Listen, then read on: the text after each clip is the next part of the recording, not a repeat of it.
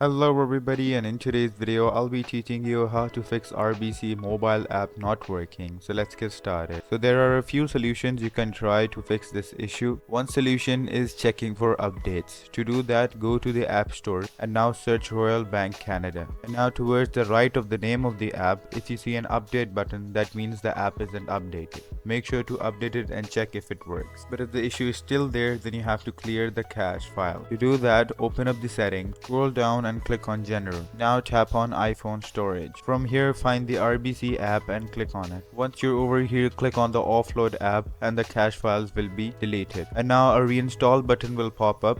Click on the reinstall app and check if the app works. If it still doesn't work, then you have to completely reinstall the app. To do that, click on the red delete app button. This will delete the app. And now go to the App Store and now search RBC Mobile and download the app once again, and your issue should be fixed. And there you go. If you guys found this video helpful, make sure to leave a like and subscribe to our channel. I'll see you all in the next one. Goodbye.